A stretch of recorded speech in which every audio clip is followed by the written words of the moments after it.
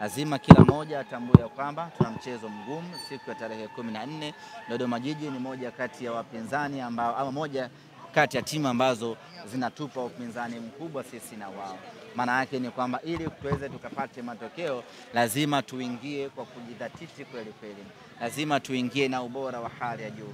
Kila mmoja nakumbuka mechi yetu ya kwanza na wao pale Jamhuri Dodoma, ilikuwa ni mechi ngumu kweli kweli ambayo ilimalizwa kwa ushindi wa bao 1-0.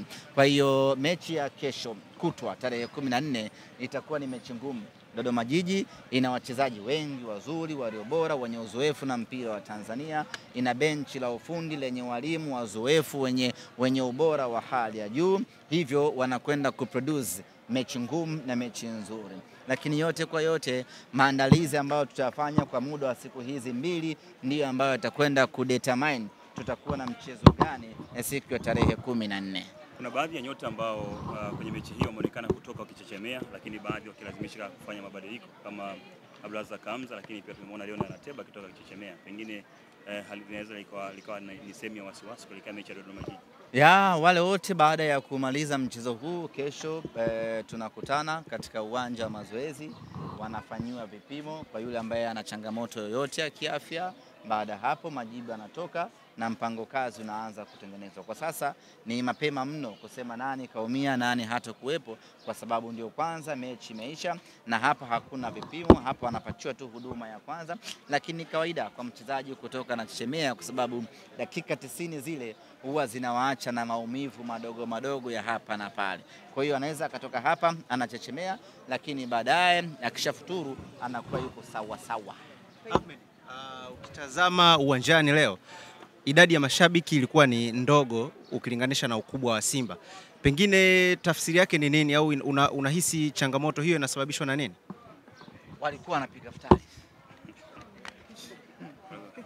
Mwezi mgumu baba. Walikuwa wanafuturu. Wanapika. Shi ni wengi wa futari, mashabiki wa Simba wengi wanapiga futari. Futari.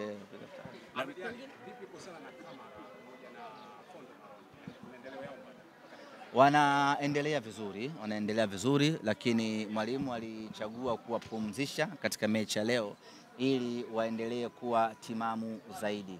Na mechi ya tarehe 14 mwalimu ataamua awape nafasi ama waendelee kupumzika zaidi.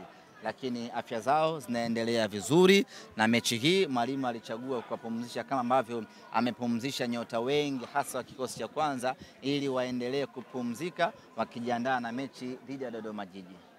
Leo mechi umeitazama ukiwa umekaa kwa mashabiki. Nini ambacho kilikufanya kwa kaipo?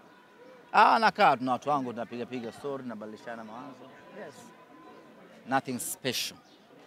Imekaje hii kwa Awesu, mechi ya 3 kama mfululizo hivi nakuta akicheza jamaliza dakika 90 lazima apate majeraha.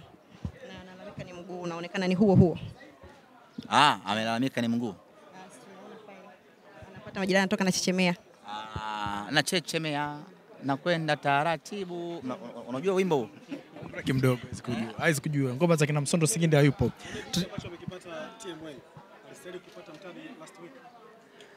Kuhusiana na Awesu ni maumivu madogo ya hapa na pale, ambapo akisharudi, unajua hizi mechi mpira hii watu wanagongana sana, kwa hiyo lazima utoke una maumivu, lakini akitoka hapa wanaingia kwenye barafu.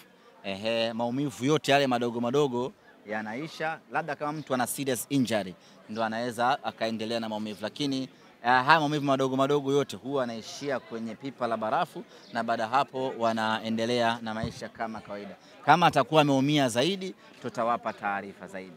Ahmed, kwa upande wa Simba nataka kuuliza kama mna mtaalamu wa psychology, kwa sababu naona kwa upande wa Budo imekuwa kama ni changamoto, kama ni mchezaji mzuri lakini psychological yake kama haiko sawa. Vipi na mtaalamu wa psychology pale Simba?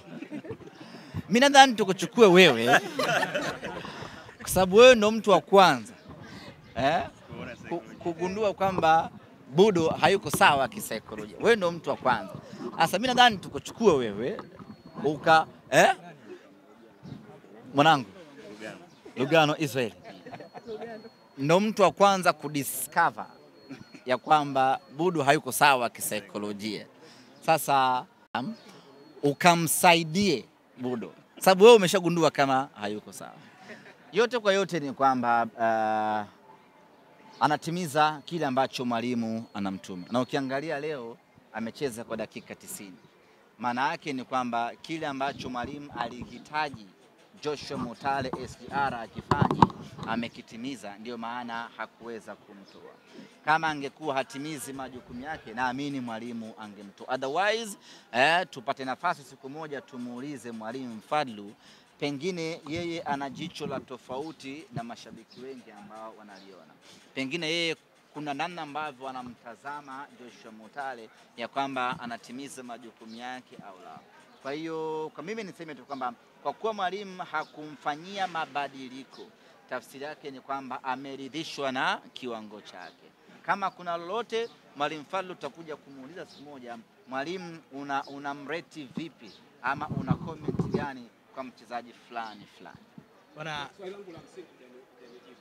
Lipi hilo? Kama Simba mna mtaalamu wa psychology? Hatuna mtu mwenye matatizo ya akili. Kwa hiyo hatuna sababu ya kuwa na mtaalamu wa psychology.